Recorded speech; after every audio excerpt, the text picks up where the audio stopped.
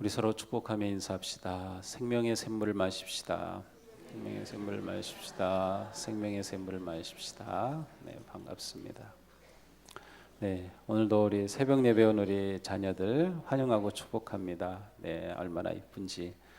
네, 졸리면 자도 괜찮아요. 네, 근데 오늘은 다 좀 말똥말똥하네요. 어제는 좀 정신이 없어 보이더니. 그래요. 너무 자랑스럽고 또 오늘도 카페 엽니다. 카페는 무료입니다. 특세 기간의 카페는 무료입니다. 오셔서 마음껏 드셔도 되고요. 또 다른 교회에서 오시는 분들도 계셔요. 우리 교인들 가운데서도 새벽 예배는 또 가까운 교회로 가시는 분들도 계시고 한데 카페 내려가셔서 같이 교제하시고 또 한번 내려가 보시기 바랍니다. 동수교회 행복한 기다림 카페가 있습니다. 요 바로 1층에 있습니다. 내려가시고요. 우리 찬양팀 감사합니다. 매일 일찍 일어나는 게 좀 힘들죠? 네, 감사합니다. 우리 미디어 반주 또 뒤에서 안내해 주시는 모든 분들 정말 감사합니다. 이렇게 우리가 예배를 편안히 드리지만 사실 우리 예배를 위해서 준비하시는 분들이 다 뒤에 계시기 때문에 우리가 이렇게 편안히 드립니다. 네, 우리 감사의 박수 좀 드립시다. 서로에게 감사합니다. 감사합니다. 네, 어제는 인류 역사의 가장 큰 질병은 죄라고 하는 것을 보았습니다. 반면에 기독교 2000년 역사를 통해서 쉬지 않고 교회와 또한 성도를 집어삼키는 아주 집요한 질병이 있습니다. 그것은 바로 은혜의 단절입니다. 은혜의 단절. 분명히 교회는 은혜로 시작이 되었습니다. 교회는 결코 사람의 의로움이나 사람의 거룩함에 기초하지 않고 있습니다. 오직 예수 그리스도의 십자가의 구속의 은혜와 성령님의 은사 위에 교회는 세워졌습니다. 성도의 삶도 마찬가지입니다. 우리의 삶은 결코 우리의 의로움 위에 세워지지 않았습니다. 제 아무리 탁월하고 헌신되고 음식을 먹기보다 금식을 더 많이 하는 성도라 하더라도 결코 자신의 의로움과 온전한 행위로서 믿음의 길을 걷는 사람은 단 한 사람도 없습니다. 오직 우리는 예수 그리스도의 십자가와 구속의 은혜 위에서만 존재하고 그 위에서만 살아갑니다. 그런데 문제는 많은 성도 또 많은 교회가 어느새 은혜가 멈추는 질병에 빠지는 것입니다. 신약 성경을 보면 모든 교회가 이 문제에 걸렸던 것 같습니다. 예를 들어 갈라디아 교회를 보면 1장 6절 이하 이렇게 말씀합니다. 여러분을 그리스도의 은혜 안으로 불러주신 분에게서 여러분이 그렇게도 빨리 떠나 다른 복음으로 넘어가는데 나는 놀라지 않을 수 없습니다. 실제로 다른 복음이 있는 것이 아닙니다. 몇몇 사람이 여러분을 교란시켜 그리스도의 복음을 왜곡시키려고 하는 것입니다.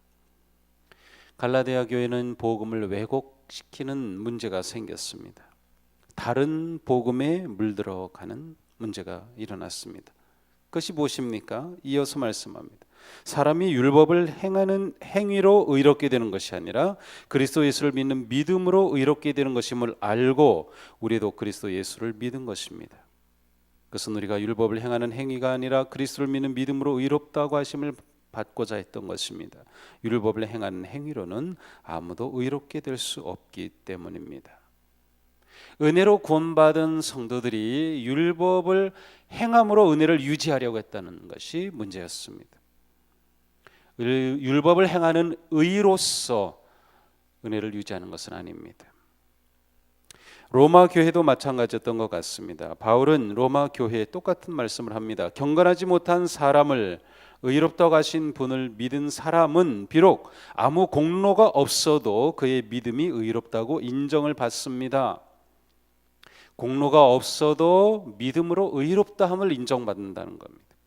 빌립보 교회도 마찬가지입니다. 개들을 조심하십시오. 악한 일꾼들을 조심하십시오. 살을 잘라내는 할례를 주장하는 자들을 조심하십시오. 할례라고 하는 율법적인 행위가 구원의 조건인 것처럼 들어오는 그러한 문제가 빌립보 교회에 있었습니다.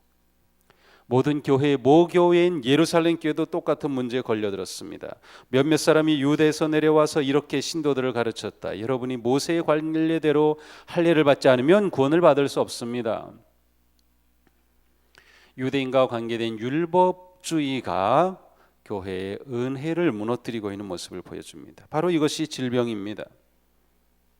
이것은 이런 그림으로 그려볼 수 있습니다.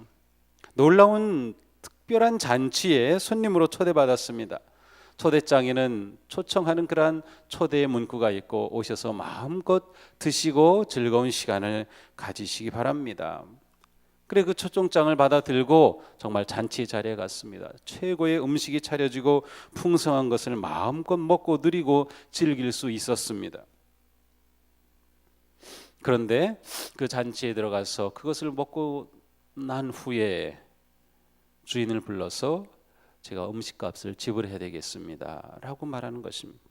아닙니다. 이것은 초대한 것입니다. 당신은 초대받았고 모든 것은 다 그냥 즐기면 됩니다. 아니요, 이렇게 좋은 것을 내가 어떻게 거저 먹겠습니까? 제가 값을 지불하겠습니다 라고 부득부득 우기는 것과 똑같은 모습이에요. 이것이 율법주의입니다.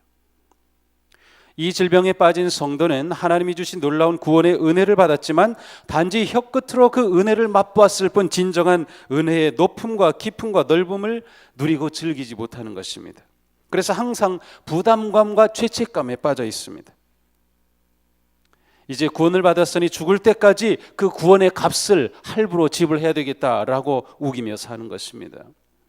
영혼의 목마름은 바로 이와 같은 율법주의에 빠질 때 심각하게 찾아옵니다.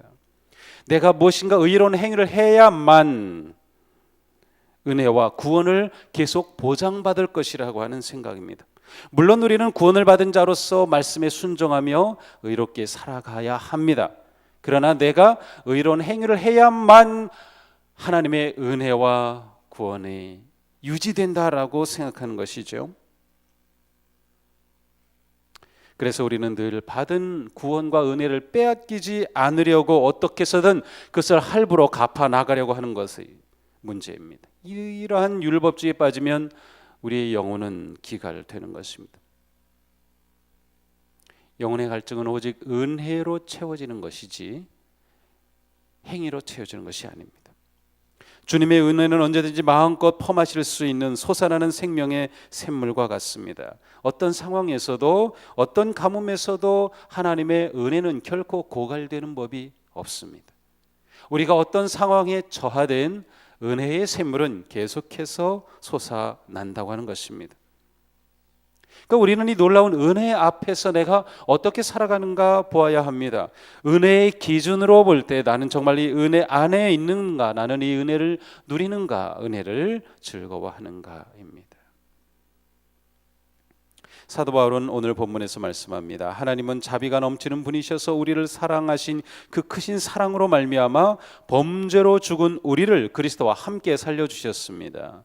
여러분은 은혜로 구원을 얻었습니다. 하나님께서 그리스도 예수 안에서 우리를 그분과 함께 살리시고 하늘에 함께 앉게 하셨습니다. 그것은 하나님께서 그리스도 예수 안에서 우리에게 자비로 베풀어 주신 그 은혜가 얼마나 풍성한지를 장차올 모든 세대에 드러내 보이시기 위함입니다. 여러분은 믿음을 통하여 은혜로 구원을 얻었습니다. 이것은 여러분에게서 난 것이 아니요 하나님의 선물입니다. 그러므로 아무도 자랑할 수 없게 하려는 것입니다. 이 말씀을 통해 우리가 진정으로 은혜를 입은 모습이 무엇인가를 알 수 있습니다. 우리는 영적으로 살아있는 존재가 된 것입니다. 하나님은 우리를 그리스도와 함께 살려주셨습니다. 또한 우리에게 하나님의 나라에 앉을 자리가 있다는 것입니다. 하나님은 예수 안에서 하늘에 함께 앉으셨고 또한 앉을 자리를 주셨습니다. 우리는 하나님의 자비를 입은 증거가 됩니다. 그래서 은혜의 풍성함을 다가올 모든 세대에게 우리를 표본으로 해서 보여준다는 것입니다. 이거 봐라, 은혜 입은 자의 삶은 이렇다라고 보여주는 것이죠. 또한 우리는 하나님의 사랑 속에 은혜로 구원을 받은 자이다. 하나님은 우리에게 구원을 선물로 주셨어요. 대가로 주신 것이 아니라 선물로 주셨어요. 그러니까 선물은 누리는 것입니다. 선물은 결코 값을 지불하는 것이 아닙니다. 하나님의 이 크고 놀라우신 은혜는 우리의 삶에 붙은 모든 인생에 붙은 꼬리표를 떼어버리는 것입니다.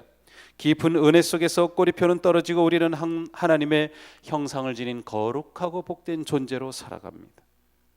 우리에게 수많은 꼬리표가 매일매일 붙습니다. 너는 실패자다. 너 뭐 하나 제대로 하는 게 있느냐? 너는 이기심에 빠져 있구나. 누구도 널 좋아하지 않아. 너는 성미가 급해. 너는 사랑받을 타입이 아니다. 너는 나이가 너무 많다. 너는 몸이 약하다. 너는 가진 것도 별로 없잖아. 아무도 널 존경하지 않아. 너는 장애를 가지고 있어. 너는 별로 배우지 못했어. 네가 할 수 있는 일이 뭐가 있니? 너는 취업도 못하고 있잖아. 넌 팀에서 밀려났어. 합격자 면단에 네 이름이 없구나. 너 알코올 중독자잖아. 너 이혼했잖아. 너 그렇게밖에 살 수 없는 거잖아. 그렇게 하니 교회가 부흥하지 않지. 수많은 꼬리표가 우리를 집어삼킵니다. 그러나 복음은 분명히 우리에게 말씀합니다. 너는 영적으로 살아있다. 너는 하나님 나라의 자리가 준비되어 있는 자다. 너는 주님의 은혜를 입었다는 것을 보여줄 표본으로 살 자다. 너는 하나님의 사랑받는 자다. 은혜는 우리를 놀라운 자리로 초대하고 그 삶을 기쁨으로 누리라고 하십니다. 특별히 우리에게 하나님 곁에 앉을 자리가 있다라고 하는 이 표현은 참으로 놀랍습니다. 문득 이러한 표현은 구약의 무비보셋을 생각나게 합니다. 이 무비보셋은 이스라엘의 초대 왕이었던 사울의 손자입니다. 사울의 아들인 요나단은 다윗하고 아주 다윗과 친한 절친이었습니다. 그런데 블레셋과의 전투에서 사울과 요나단이 함께 죽었습니다. 그때 그 놀라운 소식이 궁에 전해지면서 그때 요나단의 아들이었던 무비보셋을 아기라 유모가 안고 있었는데 그만 도망가다가 떨어뜨려서 다리가 부러지고 장애를 가지게 되었어요. 다윗은 왕이 된 후에 자기의 절친이었던 요나단을 생각하여 그의 아들인 무비보셋을 불러서 왕궁의 식탁에 함께 앉힙니다. 극진하게 대우해주고 왕자와 똑같은 존재로 대우해줍니다. 물론 다윗의 아들인 압살롬이 쿠데타를 일으켜서 다윗이 피난할 때 이 무비보셋의 시종이었던 시바라고 하는 사람이 음모를 꾸며가지고 다윗과 이 무비보셋이 멀어진 적은 잠깐 있었지만 다시 회복하죠. 이 무비보셋 그는 장애를 가지고 정말로 자신의 아버지 할아버지가 비참하게 전쟁에 패하고 왕권을 빼앗긴 그러한 존재였어요. 그러나 다윗은 그를 왕자와 똑같이 자리에 앉혀 주었던 거죠. 요단 동편 로드발의 거지촌에 거하던 그를 불러내어서 왕자로 대접해 주는 은혜를 입은 거죠.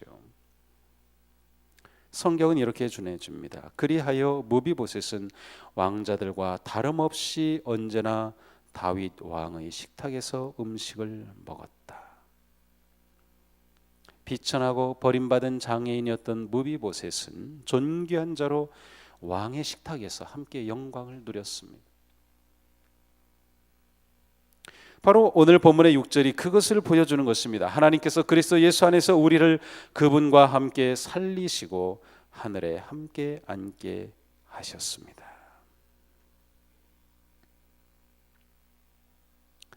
우리가 주님의 은혜를 누리는 삶에 대해서 좀 더 적극적이어야 합니다. 하나님의 은혜는 우리의 생각보다 너무도 크고 너무도 높고 너무도 깊어요. 우리는 너무나도 자칫 이 율법주의에 빠져가지고 내가 이랬으니까 주님 나를 사랑하시지 않을 것처럼, 내가 이 은혜의 자리에서 빼앗길 것처럼, 아닙니다. 그렇지 않아요. 우리는 언제나 끊이지 않고 넘쳐나는 은혜의 샘물 곁에 있다는 것을 알아야 합니다. 그래서 주님의 그 은혜를 마음껏 누리고 감사하고 즐거워하는 것입니다. 세상이 우리에게 계속해서 붙여주는 그 모든 꼬리표를 다 떼내 버려야 합니다.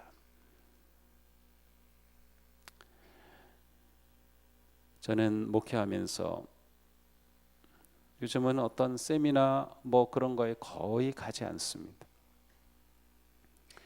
이상하게도 그것을 가면 배울 것은 다 있어요. 뭐든지.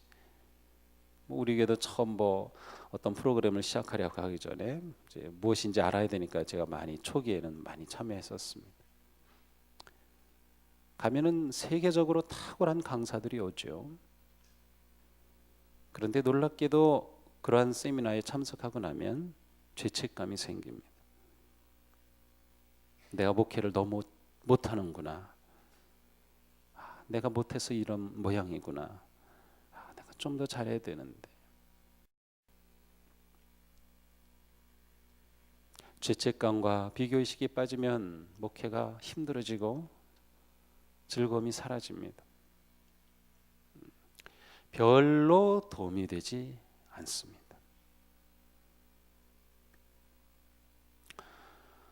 우리의 삶은 하나님의 은혜를 마음껏 누리는 잔치의 삶에 초대받은 삶입니다. 계속해서 우리에게 세상이 꼬리표를 붙일 때 그 꼬리표를 붙잡지 마세요. 우리는 존귀한 자입니다. 사랑받는 자입니다. 하나님께서 우리를 얼마나 기뻐하시는지 모릅니다. 그 하나님의 사랑을 누리고 즐거워하세요. 신앙생활을 하나님께서 주신 놀라운 엄청난 은혜를 계속 할부로 갚아가려고 애쓰는 그러한 힘든 생활로 만들지 말고 누리는 삶으로 바꾸는 거예요. 예수님이 십자가에서 죽으신 것은 우리에게 그 기쁨을 주시기 위해서예요. 주님이 십자가에 돌아가시는데 왜 우리가 그렇게 믿음의 삶을 어렵게만 만들려고 하죠? 그것은 주님의 뜻이 아닙니다. 우리는 구원받은 자로 살아야 할 삶을 향해 결단하고 힘쓰며 나아가면 되는 것이에요. 이 시간 주님의 놀라우신 은혜가 우리를 부르셔서 우리가 하나님의 그 사랑과 은혜의 깊은 강물에 몸을 담그며 세상의 모든 판단과 율법과 행위의 질병으로부터 회복되고 건강한 은혜의 삶을 누리기를 축복합니다. 우리는 그리스도 예수 안에서 이미 다른 존재가 된 것입니다. 오늘 본문 이어서 10절에 말씀합니다. 우리는 하나님의 작품입니다. 선한 일을 하게 하시려고 하나님께서 그리스도 예수 안에서 우리를 만드셨습니다. 그렇습니다. 우리는 하나님의 놀라운 걸작품인 것입니다. 이 놀라운 하나님의 사랑과 은혜를 다시금 받아들이시기를 축복합니다. 은혜의 우물에서 샘물을 마음껏 들이키시기를 바랍니다. 우리의 영혼의 갈증은 오직 복음의 샘물, 은혜의 샘물을 마시며 은혜 안에 거함으로 해갈이 될 것입니다. 주님은 십자가의 고난으로 우리에게 이 은혜의 길을 열어 놓으셨습니다. 기도합시다.